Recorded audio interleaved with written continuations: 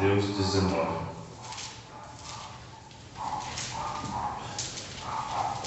Glória a Deus.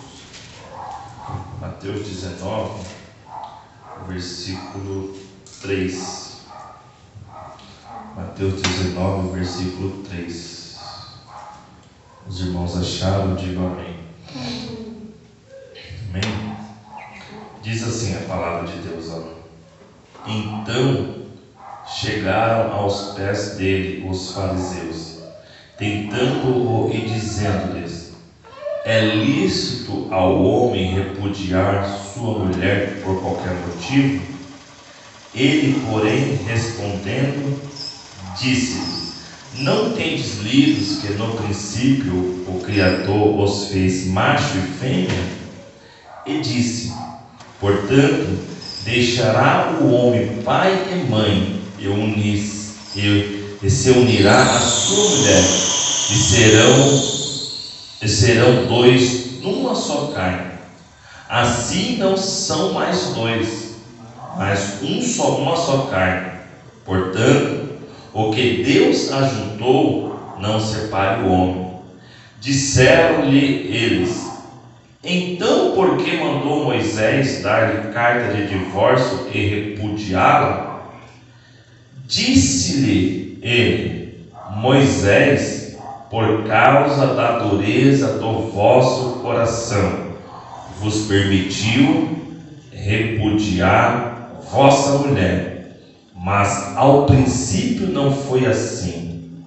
Eu vos digo, porém, que qualquer que repudiar ou divorciar da sua mulher, não sendo por causa de prostituição, e casar-se com outra, comete adultério. E o que casar com a repudiada, também comete adultério. Disseram-lhe os seus discípulos: se assim é a condição do homem relativamente à mulher, não convém casar. Ele, porém, lhes disse: nem todos podem receber esta palavra, mas só aqueles a quem foi concedido. Preste atenção no versículo 12. Porque há eunucos que assim nasceram do ventre da sua mãe, e há eunucos que foram castrados pelos homens, e há eunucos que se castraram a si mesmos por causa do reino dos céus. Quem pode receber isto, que receba. Amém? Sente. Vamos ouvir a palavra do Senhor. Meus irmãos, essa palavra que a gente leu, ela é uma palavra muito ministrada em casamentos e também em aconselhamentos de casais, mas não é sobre casamento que eu quero falar aqui nessa noite com vocês. Quem sabe um outro dia nós abordamos sobre casamento. Só lembrando aos irmãos que João Batista, o maior profeta que já existiu aqui nessa terra, ele foi aprisionado e ele foi morto. E um dos fatores que colaboraram para que João fosse preso e morto foi a sua opinião concernente ao casamento. Em Mateus capítulo 14, o rei Herodes, ele está tomando a mulher do seu irmão Filipe, está se casando com ela. O profeta, o homem de Deus, levanta a mão, penso eu, isso é conjectura minha, coloca o dedo no nariz do rei e diz: não é lícito você pegar a mulher do seu irmão. E por conta de dar a sua opinião, falar sobre casamento, João Batista, ele foi morto e foi aprisionado primeiro e consequentemente foi morto. No versículo 13 que a gente acabou de ler aqui, os líderes religiosos, os fariseus, eles chegaram até Jesus e eles estão perguntando para Jesus, eles estão testando Jesus, se é lícito o homem deixar a mulher por qualquer motivo. Os fariseus eram uma seita religiosa da época de Jesus, que eles interpretavam o Antigo Testamento, não só interpretavam, mas como também viviam, colocavam em prática, através de um comentário que tinha na época, um comentário por nome Talmud. Era a tradução oral das leis de Moisés. Então essa seita religiosa por nome fariseus interpretavam o Antigo Testamento através do Talmud.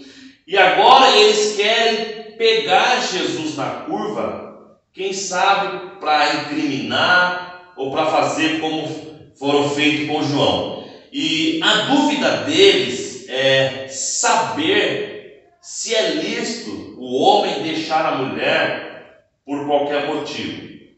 E na época de Jesus existiam duas escolas que defendiam duas posições diferentes.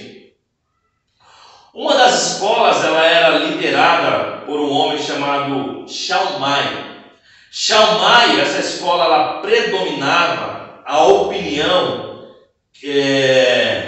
que era permitido o homem divorciar-se da mulher somente no caso de infidelidade. Ou seja, o homem só podia largar a mulher se houvesse um caso de infidelidade.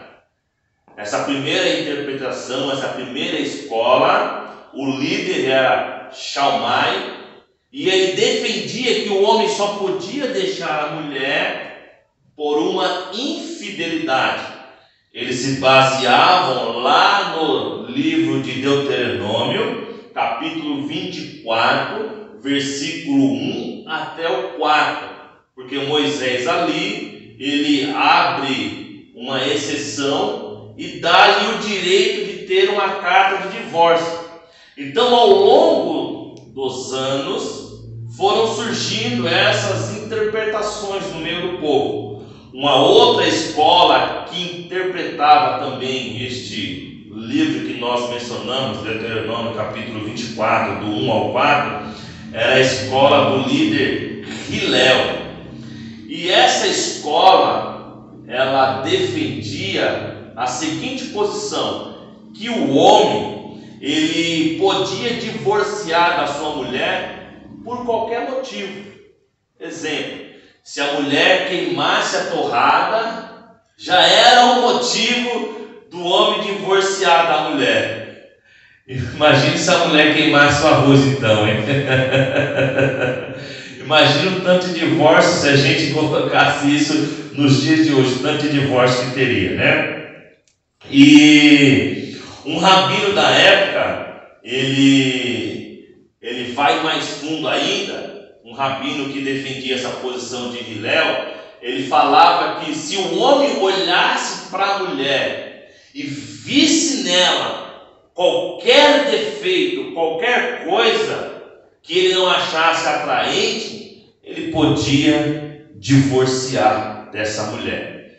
Então, na época de Jesus, tinha essas duas escolas que defendiam essas duas posições, baseado em Deuteronômio, capítulo 24, e o versículo de número 1 até o 4, onde Moisés abre ali um precedente, uma oportunidade de haver um divórcio. Então eles querem saber qual é a opinião de Jesus, o que é que Jesus defende. Jesus, ele responde dando mais ênfase ao casamento. Jesus dá mais ênfase ao casamento do que ao divórcio. Jesus, ele vai voltar lá no princípio princípio. Ele vai voltar lá em Gênesis, capítulo de número 1 e o número 27. No princípio, Deus fez homem e mulher. E no capítulo 2, no verso de número 24, diz: Jesus vai voltar lá para Gênesis, olha só. No capítulo 2 de Gênesis, no versículo 24, Jesus vai dizer: portanto, deixará o homem, o pai e a mãe, e unir-se-á a sua mulher, e os dois não serão mais dois, mas serão uma só carne. Ou seja, de dois, Deus fez um. O casamento é uma união de duas pessoas que se unem para trabalhar juntos, para juntos se ajudarem, porque agora já não é mais dois, agora é um. Então Jesus vai dar ênfase, Jesus vai valorizar o casamento e vai pouco enfatizar a questão do divórcio. Ele vai dar pouca legalidade, ele vai apenas falar que o único motivo de houver uma separação é no caso de uma infidelidade, de um relacionamento sexual ilícito. Então Jesus vai defender o princípio. Eles, não contentes com isso, então peraí, Jesus, então por que é que Moisés deu a carta de divórcio? Eles, não contentes com a posição de Jesus, eles querem saber por que Moisés deu a carta de divórcio. Vamos ver por quê? Olha o versículo 8, está com a Bíblia aberta aí? Olha o versículo 8, a resposta de Jesus, ó. Disse-lhe ele, Moisés, por causa do quê?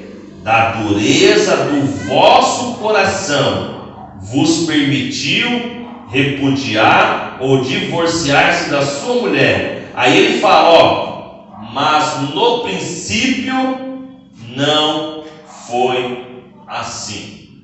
Hoje eu quero deixar 2 pontos, tá? Quero acabar um pouco mais rápido a doutrina hoje, para a gente refletir. Primeira coisa, ó, a dureza do nosso coração separa o que Deus uniu.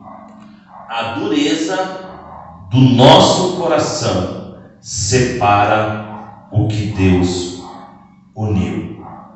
Jesus falou que Moisés só deu carta de divórcio por causa da dureza do coração do homem. E ele termina o versículo 8 dizendo: mas no princípio não foi assim. Essa não é a vontade de Deus. Essa não é a vontade do Criador. Porque no começo ele não fez assim. Mas por causa da dureza do nosso coração, aquilo que Deus unificou, nós separamos, desunimos. Eu não quero frisar muito sobre casamento, sobre essa questão aqui, mas eu quero pensar com você quantas coisas que Deus uniu e por causa da dureza do nosso coração, nós estamos separando. Ao longo dos anos, o coração do homem tem se tornado duro. O coração do homem tem se tornado inflexível. O coração do homem tem se petrificado. Eu tenho falado constantemente com os irmãos que o avanço da tecnologia, o avanço das mídias sociais, o avanço da informação, o pouco contato nosso como ser humano tem feito com que nós ficamos a cada vez mais com o coração petrificado, porque quanto mais eu me relaciono com a máquina, com o virtual, menos o meu coração vai ficando sensível para sentir a dor, para sentir o quanto o próximo está sofrendo, o quanto ele precisa de mim, o quanto ele precisa de nós, porque nós estamos a cada vez mais nos relacionando com as máquinas. Não é assim? Hoje você paga a conta, você não sai de casa. Você baixa lá o aplicativo, você vai lá, passa o QR Code, paga. Você abre conta no banco hoje pelo celular, não é? Você resolve tudo hoje com o celular na mão. Você vai no caixa eletrônico, você desbloqueia, você bloqueia, você faz tudo, né? Então cada vez mais a gente está se distanciando do quê? Do relacionamento tete a tete, né? Como por exemplo, os crentes hoje já não querem vir mais para a igreja. Por quê? Porque tem a live, da live eles assistem em casa e está tudo certo. Ou às vezes tem a gravação, né? Como o pastor sempre grava, coloca a doutrina lá no YouTube, depois a gente assiste, está tudo certo, está tudo resolvido. E o nosso contato? E a nossa aproximação? De você vir aqui, de você olhar para o meu rosto, de você sentir às vezes meu semblante cabisbaixo, sentir que tem algo diferente comigo naquele dia, que alguma coisa aconteceu, que de repente naquele dia eu preciso de um abraço seu, ou que você precisa de um abraço meu. E esse nosso contato tete a tete, olho no olho, será que isso pode ser substituível? Então o grande avanço da informação, o grande avanço da tecnologia tem feito com que o nosso coração tenha ficado duro, tem feito com que o nosso coração tenha ficado inflexível, pedrificado, e ao ponto da gente separar aquilo que Deus uniu desde o princípio. Eu não quero, como eu falei para os irmãos, eu não quero frisar só a questão de... Eu sei que o texto aqui, ele frisa a questão de casamento. Mas, se a gente for pensar, a união de uma família, a união de uma igreja, quantas igrejas separadas, quantos grupos separados, quantos departamentos de criança, irmãs, jovens, músicos, quantas famílias, vizinhanças, amigos separados por causa de corações pedrificados, por causa de corações duros, que não conseguem perdoar, que não conseguem olhar no olho um do outro e perdoar a falta do irmão, e perdoar a ofensa do irmão. Tem ou não tem, meus irmãos? Pessoas com o coração duros, pedrificado em nosso meio. Olha só, pessoas que foram feridas querem também ferir. Pessoas que foram feridas com os corações pedrificados, elas querem ferir também. Para elas querem dar o troco com a mesma moeda. Pessoas traídas também querem trair. Pessoas com o coração duros, inflexíveis, pedrificados, que foram traídas, também querem trair. Pessoas maltratadas, que são maltratadas, também querem maltratar o seu semelhante, maltratar o próximo. A geração nossa do século presente tem ficado assim.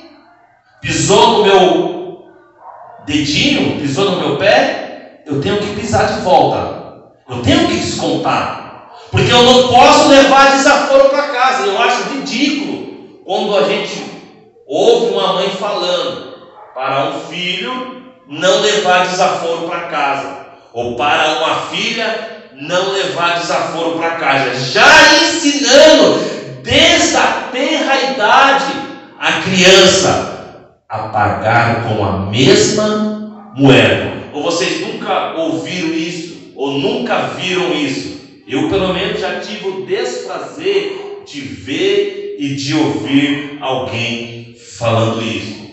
Pessoas magoadas também precisam magoar outras pessoas, porque parece que elas ficam satisfeitas, né, quando elas descontam a ofensa que foi feita a ela. Parece que a sociedade do século 21 é melhor separar do que se unir. Parece que é o contrário, né? Porque tem uma palavra que impera, que domina em todos os lugares, mas isso funciona muito bem na teoria. Você quer ver? Ó? Juntos nós somos mais fortes, né? Todo mundo fala isso na rede social. Você vê isso na rede social para todo lado. As pessoas postam, as pessoas falam, as pessoas batem no peito. Imagina a prática.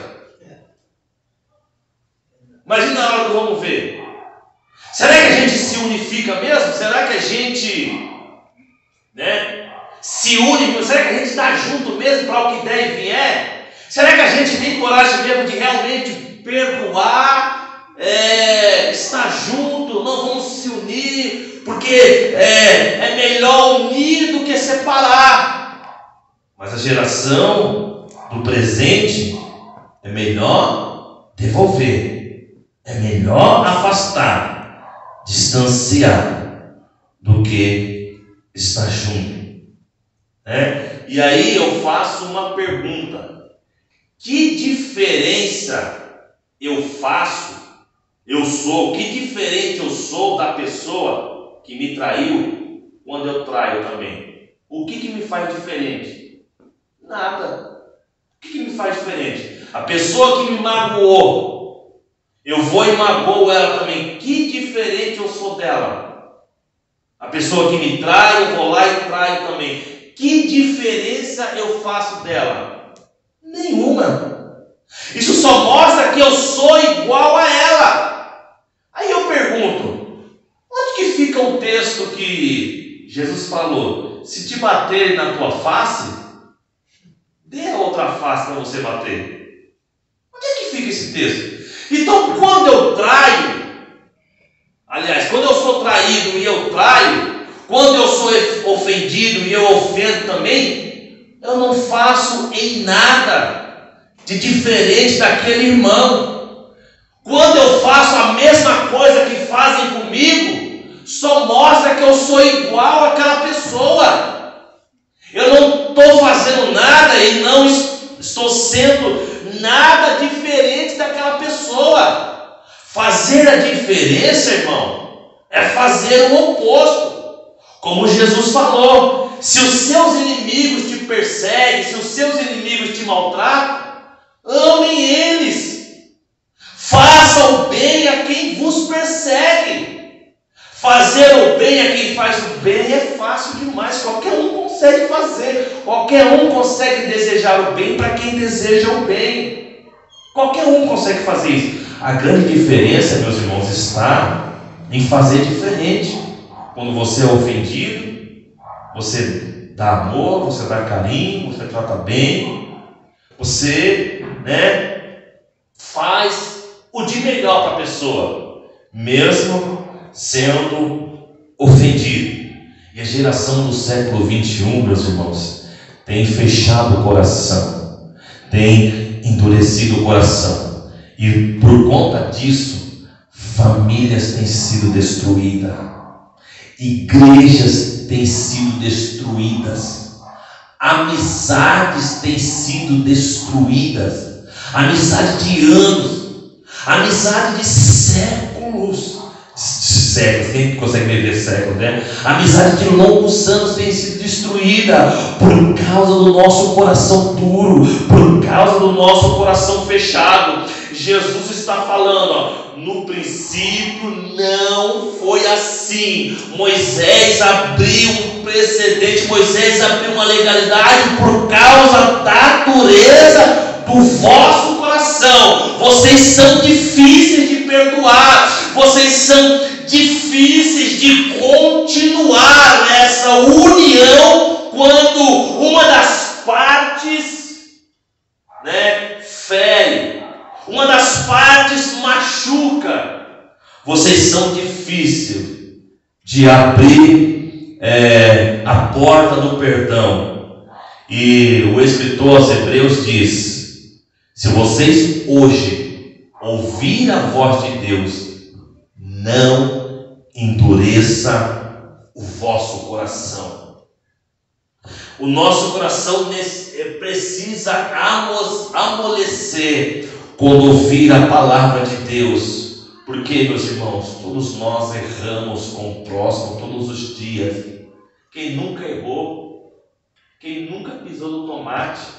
Quem nunca feriu alguém? Quem nunca machucou? Atire a primeira pedra. Atire a primeira pedra aquele que nunca machucou, aquele que nunca feriu. Então, pessoas que preferem continuar levando o rancor, a mágoa por anos, e preferem estar distante do que estar próximo. É melhor para nós angariar amizade, pessoas. É melhor para nós juntar do que espalhar. É mais gostoso, é melhor ter mais pessoas em volta, ajudando, trabalhando, estando junto. E isso serve para todos, é uma via de mão dupla. Eu perdoo, você me perdoa, e nós somos perdoados. E nós conseguimos dar um voto de confiança na nossa amizade, no nosso relacionamento de amizade. Nós conseguimos continuar. E Jesus denuncia, Jesus diz que não é vontade do Senhor que houvesse uma separação, mas por causa da dureza do nosso coração foi que Moisés fez isso. A segunda coisa que está baseada no versículo de número 12, nós estamos dispostos a fazer pelo reino o mesmo que os eunucos fizeram. Olha o versículo 12, eu quero ler com você. Leia o versículo 12 comigo, Porque há eunucos que assim nasceram do ventre da sua mãe, e há eunucos que foram castrados pelos homens, e há eunucos que se castraram a si mesmos por causa do reino dos céus. Quem pode receber isso, que receba. Quando Jesus fala que o único motivo que o homem pode divorciar é por causa de um relacionamento sexual ilícito, uma traição, uma fornicação, algum motivo. O único motivo que Jesus abre o precedente é para isso.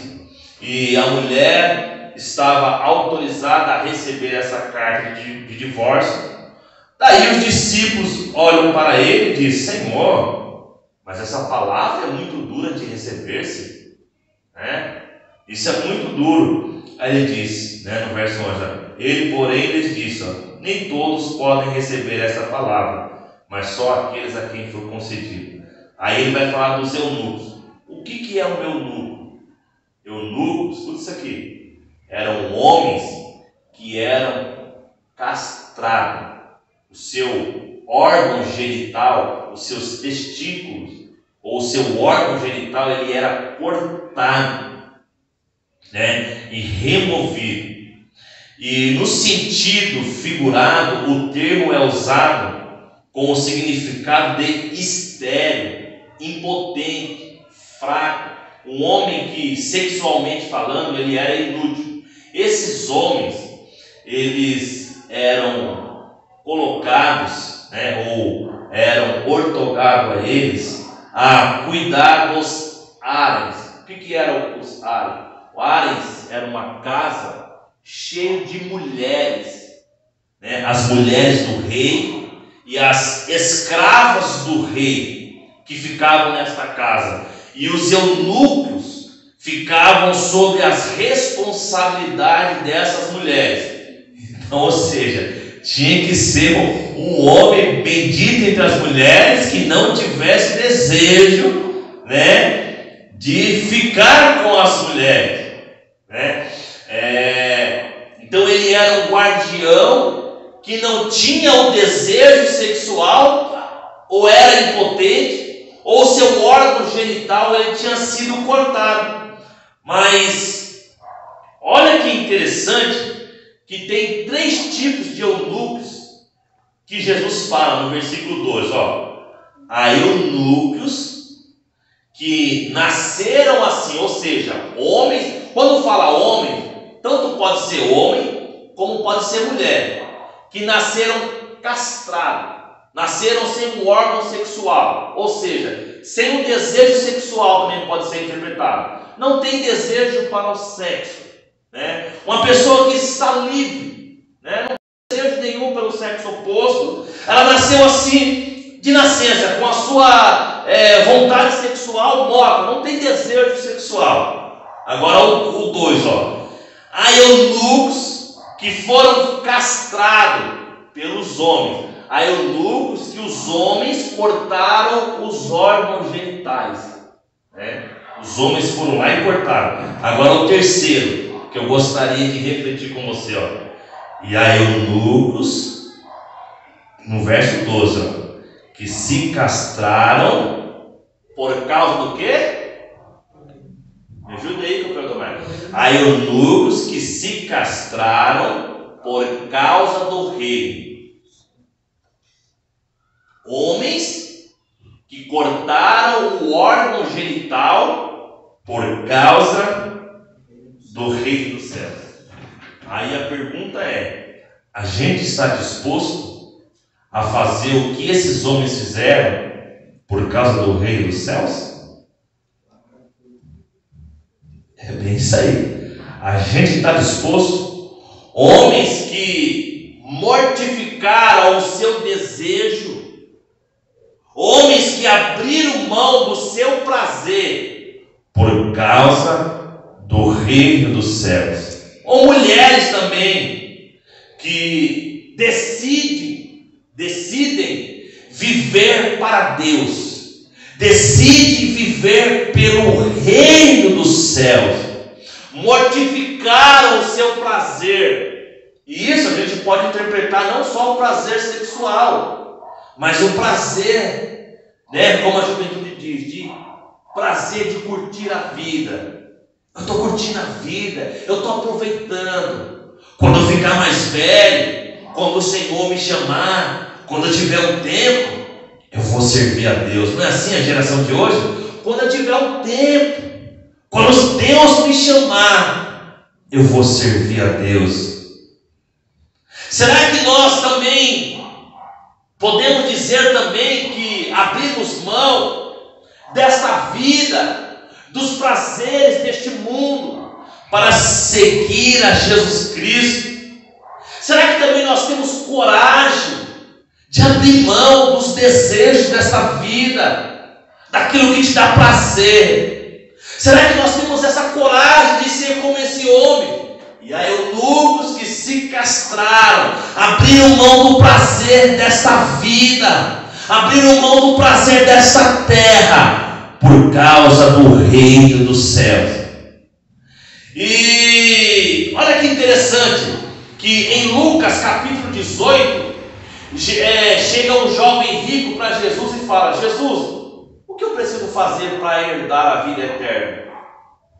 Jesus fala: siga os mandamentos, não adultere, obedeça ao pai e à mãe e tudo mais, etc. Né? A palavra que foi pregada sábado lá pelo pastor Cleiton. E aí ele fala: Jesus, mas eu tenho feito isso desde pequeno. Jesus fala: muito bem, ainda lhe falta uma coisa. Vai, vende tudo que você tem, abre mão de tudo que você gosta, do que te dá prazer, e me segue.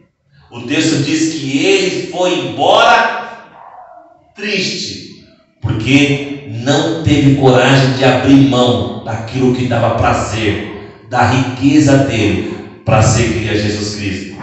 Daí Pedro, sempre Pedro é o mais ousado, né? Pedro chega no versículo 28 de Lucas 18 e diz: Senhor, mas olha só o que Pedro fala: e nós, eu, os discípulos, 12 e os 11 aqui, largamos tudo para te seguir, o que nós vamos ganhar?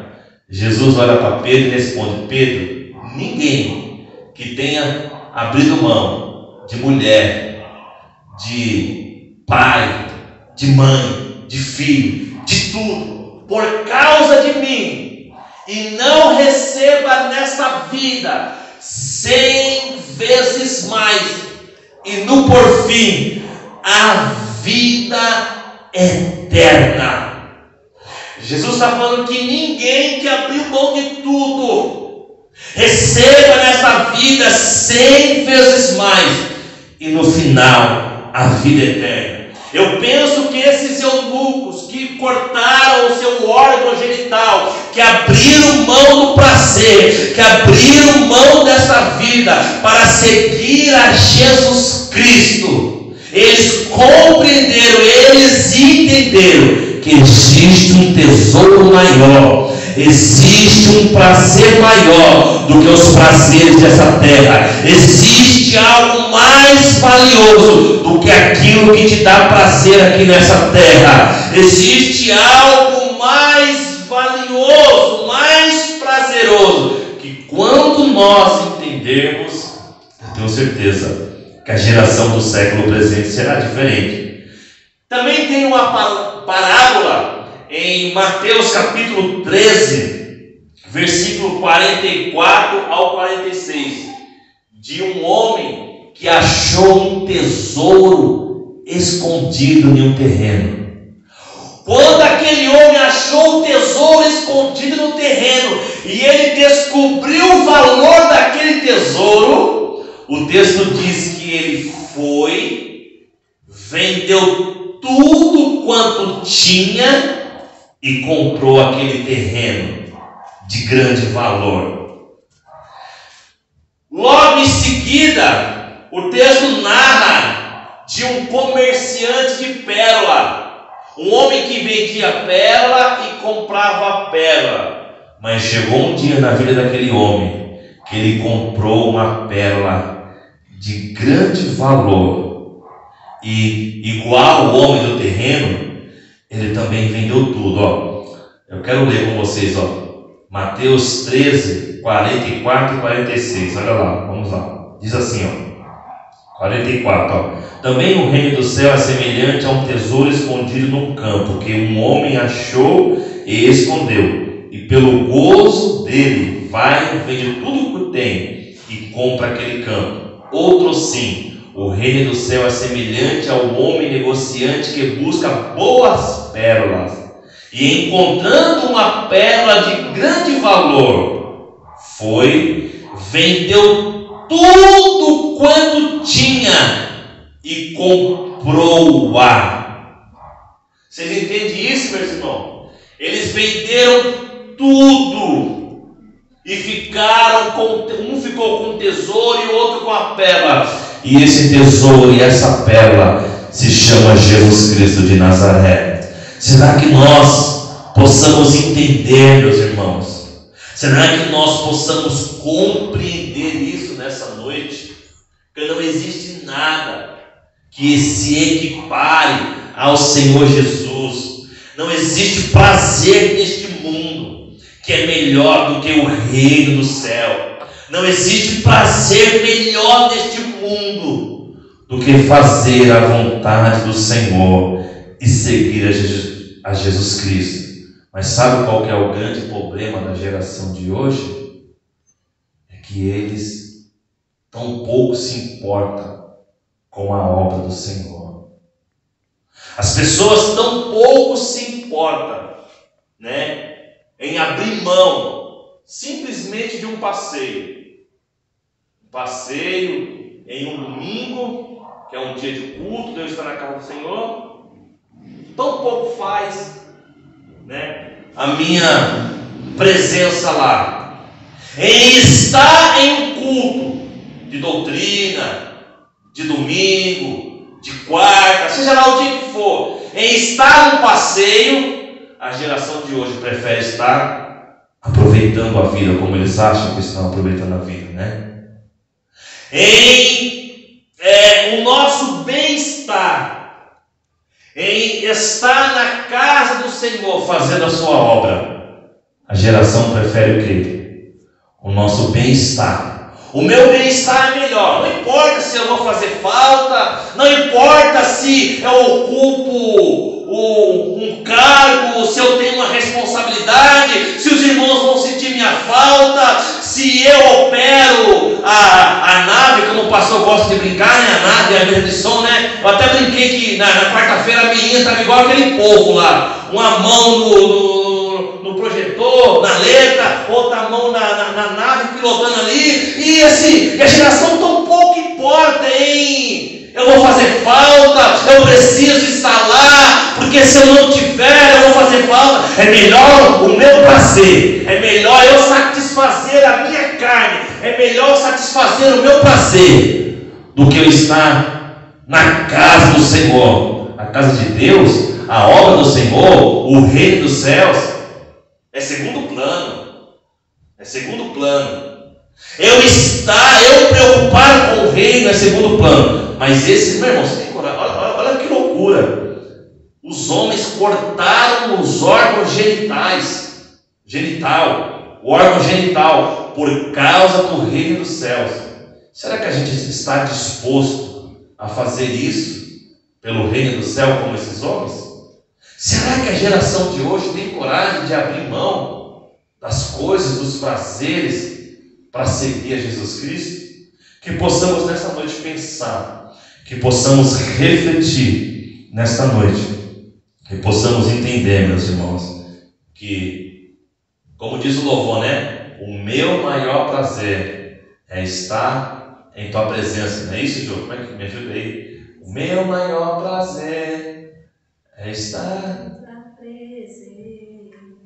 A gente canta muito bem isso, né? Mas na prática, meus irmãos, na prática é uma outra coisa. Entre cantar, entre falar e fazer, existe uma distância. Que eu nessa noite possa refletir com essa palavra. E não só abrir mão dos prazeres deste mundo por causa do reino dos céus, mas abrir mão até mesmo da própria vida. Porque os discípulos, eles entenderam isso. Quando eles entenderam, olha só o que Paulo fala. Quando Paulo fica sabendo que ele vai voltar para Jerusalém, e lá ele vai ser morto, capítulo 19 de Atos, vem um profeta, pega um cinto, amarra sobre Paulo, se não falha a memória, e fala: assim vão fazer com o dono desse cinto, que era Paulo. Vão pegar ele em Jerusalém, vão prender ele, vão maltratar, vai ser morto e tudo mais. Paulo olhou para todo mundo e disse: eu não tenho a minha vida como importante. Para mim, a minha vida não é importante. Importante para mim é que eu cumpra o meu ministério. Olha o que Paulo fala. Importante para mim, mais que a vida, é cumprir o chamado que Deus me deu, fazer a obra do Senhor. Que possamos entender essa noite, que a geração possa entender que nós precisamos cumprir a obra do Senhor, que nós precisamos abrir mão dos prazeres por causa do reino dos céus. O reino dos céus é prioridade, é mais importante, é urgente, é mais importante que tudo. E o Senhor diz: buscai primeiro o reino dos céus e a justiça, e todas essas coisas serão acrescentadas. A geração precisa entender, eu preciso entender, você precisa entender que primeiro na sua vida, primeiro na minha vida, primeiro na nossa vida é o reino do céu e a justiça, e estas coisas o Senhor acrescentará em nossas vidas. Bem verdade que Jesus falou: existem eunucos que se castraram por causa do reino dos céus. Amém, meus irmãos? Deus abençoe a todos. Quantos entenderam a palavra, diga amém. Oh, glória. Deus abençoe a cada um. Amanhã tem ensaio com jovens.